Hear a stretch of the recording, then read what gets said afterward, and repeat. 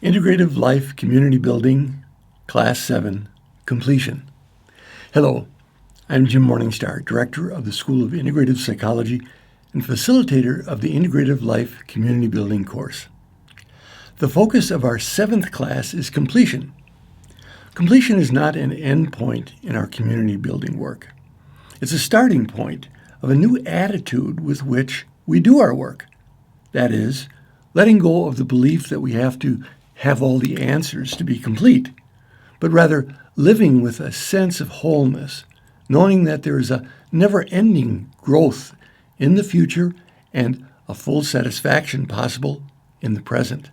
Releasing remnants of trauma from birth, parental disapproval, education, unconscious death urges, or other lifetimes is all a part of leaving this course with the experience of and confidence in our completion as community builders. Today's seminar is going to involve looking at the major assets or assists in my spiritual journey and what are the major roadblocks in my spiritual journey, or as they're called in the vernacular, the 5 biggies, the 5 major excuses that we usually have as human beings for not being complete. The first one is birth trauma. It's the first of the 5 biggies. I prefer to call it birth drama. It's the experience of fear we had in our initial individuation from Source and the subsequent story we created about it. Institutionalizing this fear, we call it separation and portray it as a loss, making me less than, or more dramatically, as abandoned by God, the universe, mother, life, etc. The upshot being that we are alone in a hostile world having to survive on our own. Or even if the world is more benign, I'm still relying on outside resources that are there sometimes and not others. And so on, with each story reinforcing our plight of not being understood, accepted, or allowed the freedom to fully be. These themes become our life script with which we identify, such that our purpose seems to survive our plight in the face of the fear or trauma which we posit as defining our existence on earth. No wonder it's called the Valley of Tears. Now, this is not to belittle our experiences of fear or trivialize the consequences. But on the other hand, it's not to pretend that that is the essence of who we are. Our spirit has never nor can ever abandon us. But part of our being individualized from Source is to be given an independent mind to learn and to master, and a free will with which to do this. Each of us has also been given the resources we need to own the truth of who we are, or to create endless stories and attachments to diversions. We attract that which portrays the major themes with which we identify in our present existence. How do you feel about your present union of spirit, mind, and body now? Each day, we go through a rebirth and are given what we need to empower ourselves with love or disempower ourselves with excuses and distractions, called hard or soft addictions. Frederick Leboyer described in his seminal work, Birth Without Violence, as a culture we've dramatized birth trauma in a way we deliver our children into this world. Now, through his conscious awareness as an obstetrician, he was able to transform the medical birth process to assist the child's experience of a friendly universe in which the child's bodily comfort and acceptance are reinforced, helping them to experience more empowerment from their first breath as an independent entity from their mothers. The entire breathwork movement has, since the 1970s, continued to offer experiences of rebirthing to release the trauma, frozen fear, and the subsequent stories that people have created about their illusory selves. This has been demonstrated in breathwork sessions daily around the world. Further, it's been shown that it's not necessary to remember or relive one's birth to release the bound fears of birth trauma and to reclaim the experience of self-awakening and self-empowerment. Breathwork is not the only road to these experiences, but it's one of the most direct because it does not rely on navigating the labyrinth of mental stories that one has created throughout their life to experience their authentic self. If you have not availed yourself of the breathwork experience, I highly recommend it, especially if you feel caught up in recurring life dramas that seem out of your control. We deserve to celebrate aliveness as a daily birthday party. So we'll employ breath awareness as we now do a brief rebirth visualization to give ourselves the flavor of that ability to change our old story in the present, which is where our power to change always resides. Get yourself in a comfortable, quiet place where you can sit or lay, allowing your breath to be unencumbered. Let your eyes close and begin to breathe up your spine from the base to the top of your head with a long, even inhale, and then let the breath come down the front of your body with a long, even exhale. Continue breathing up your back and down your front, creating a circle of light around your body as a safe place or sanctuary.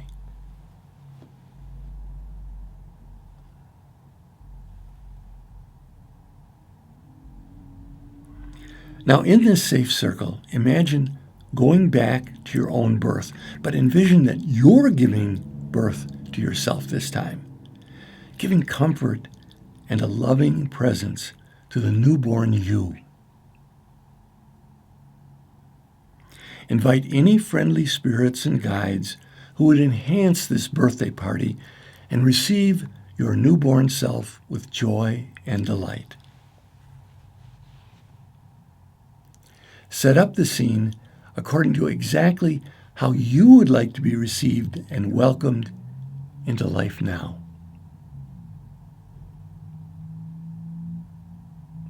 Let the delivery be accomplished seamlessly and the infant brought into your hands with assuredness and confidence.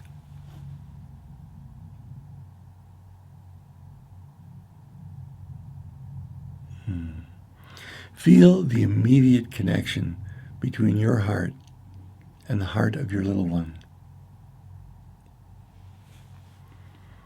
Tell your little one exactly what they want to hear to feel most loved and welcomed.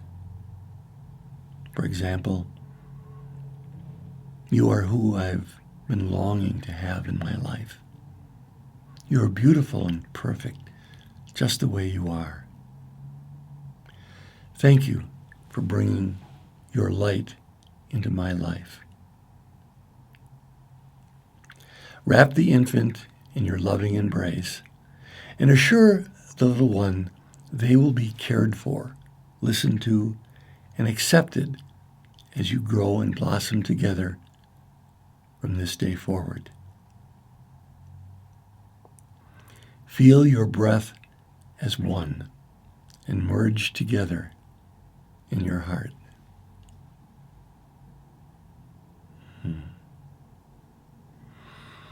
Then bring your attention back to the video, knowing that whatever affirming feelings and thoughts that you've allowed yourself to have during this visualization are yours to keep and own as creator of your new life script. Now, even as we proceed to review the next 4 biggies, the truth of your essential bonding is now the foundation for the changes and growth you will do today and hereafter. The second of the 5 biggies is called the Parental Disapproval Syndrome. This is the tendency to carry on and judge ourselves the way we were judged as a child, and then to pass these judgments or variations of them onto our children. Now, we all have an inner, quotes, critical parent, which is most often modeled after the parent that delivered the most disapproval to us. This is called interjecting an outer figure into our psyche as a model for our own behavior. We all learn this way, but we can become fixated in our own self-criticisms and not grow beyond reflexive reactions which keep us split in our psyches. Most typical splits are amongst a, quotes, parental voice of moral dictates, a child voice seeking more immediate gratification, and an adult voice which tries to make logical decisions for survival. When we did not have early models for how these three human psychological functions could actually work in harmony for life satisfaction, we continued to play out conflictual scenarios in our head and then recreate them in our relationships. So we set up parent-child games with our partners that produce the same kind of frustrations we felt as children. This parental disapproval syndrome scenario can play out as A. We give love as a divine being freely as a child. B. Our parents are threatened and do not know how to receive and give love freely. They withdraw and suppress their aliveness. C. We observe this gap in unconditional love, assume that love comes from others and that we need love to survive. D. We learn to suppress our expression of love, act limited, and E. Create substitutes to love, that is, behaving to get approval, or, when this does not work, misbehaving to get attention. F. If this doesn't work, our independent spirit can seem broken, and we become a good little obedient. This, however, can lead to a failure pattern because our vital energy is withdrawn. G. We can then pass on this pattern of disapproval and take out our suppressed anger toward our parents on our kids or our spouse or others. Now, I do not believe this is because our parents are evil. They're passing on critical misperceptions that have run rampant in our culture. That is, we're pitted against one another for survival. Someone else's aliveness threatens mine. Unless we are better than others, we'll be judged, rejected, cast out, and die. This sets up a continual competition within ourselves and between us for survival. Oddly enough, it becomes a loving act on the part of our parents to pass on judgments to their children to help them survive. Don't associate with those kinds of people. Comb your hair if you want to get a job, etc. Now, this is quite different than accepting your children as divine beings and helping them learn and grow in self-regulating ways. Freedom from this legacy of unconscious behavior starts with the inner work of self-acceptance. It's not until we can reprogram our self-deprecation that we can truly treat others with equalities and respect. Secretly judging myself as better or worse than others keeps me in this endless loop of parental disapproval syndrome. Let's do an exercise.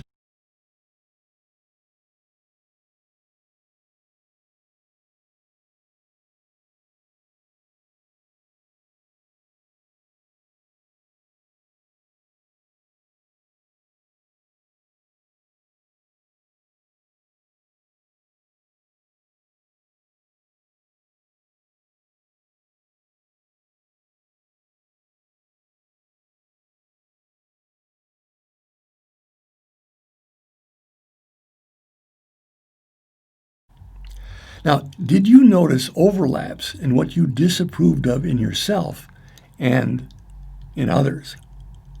It's good to pick these up because it can help you short-circuit the time you spend bemoaning the state of the world and get to the source of self-judgment which underlies your negative perceptions.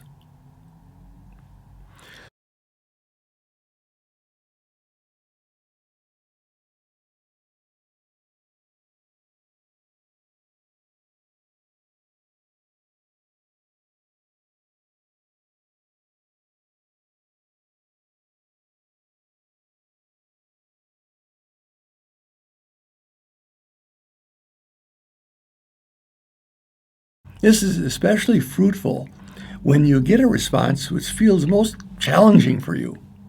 This is an excellent time to get out of your mind, which has no correct answers, and use your breath to get into your heart and feeling body. You may well discover elements of yourself that have been forgotten, lost, traumatized, or otherwise suppressed, and to integrate them. You thereby have the opportunity to use the parental disapproval syndrome as a treasure chest of soul recovery. Stop the video and complete sections 3 and 4 and come back to the video. Now, if you did not complete all of the responses for each section, that's a good indication that you have hit fertile ground for further exploration. Come back to the work and get support in doing it if it seems advisable for you to do so. It can be a sign of self-love and acceptance to ask for help from the right resources when doing this depth of work. Another variation of the parental disapproval syndrome is called the need-obligate pattern, which can follow this course. A. As a child, we are told, verbally or non-verbally, that we are dependent on our parents for life, and we're not whole without them. B. It's dictated or implied that our parents gave us life and deserve a return. C. The more we receive from them, or eventually anyone, the more we build a psychic debt. D. The only way to cancel or reduce the debt of life is to suppress life energies as much as possible, receive the minimum to survive, and eventually pay back the burden of debt by dying. Life becomes a tally sheet of debts and credits, keeping track of who you owe and who owes you. Now, there's nothing wrong with having conscious debts and credits in the business of life, as long as they are above board, clear agreements. But the need-to-obligate pattern becomes an unconscious feeling of your life not being yours and having to justify your existence continuously. You'll have no problem in attracting others who will reinforce the feeling that you owe them your life. For example, employers or authority figures, mates or partners, or even, quotes, helpful friends. This was a strong ethic in my family, and I became a master of self-sufficiency. Now, yes, there was a pleasure in learning to do things for myself, but there was also a fear of being beholden to others, which diminished the pleasure of self-sufficiency and made it more of an obsession. The way out of this trap is to expose the lie of psychic indebtedness and accept the gift of life freely. This has allowed me to both make conscious contracts, but also, when appropriate, just to receive and to give freely. How liberating not to live in survival consciousness 24/7. So the termination of the parental disapproval syndrome comes with 1. Giving up disapproval of every element of yourself. If you do not love that part of you, no one will. As you embrace that part of yourself, then you can change it if you so choose. 2. Letting go of disapproving of your parents and seeing them as impediments to your fulfillment. 3. Seeing your judgments about what you want in your life as preferences rather than separations from others who prefer a different way of living, which will end the majority of marital arguments, my family's way versus your family's way. 4. Releasing the fear of disapproval from self or others. And 5, loving all of you and all your states. I think you can see how this becoming contagious would not only make a lot of happier individuals, but will change the face of social interaction. This, I believe, is the core of planetary ascension. Completion does indicate the end of victim consciousness as the master of your mind and the beginning of a deepening certitude of who you are as a complete divine being in process of never-ending growth and self-discovery. It does not give final answers, but gives methods of recognizing and dealing with the major misperceptions or illusions that have kept humanity in bondage to fear. The illusion of loss or abandonment at birth, that love needs to be earned rather than a divine gift, which we are.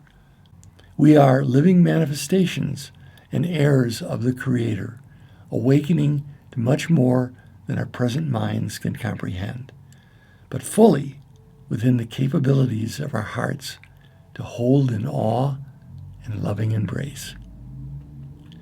Holding you in my heart as fellow travelers on the road home, I send and receive blessings for our circle and all sentient beings till next class. Blessings in light and love.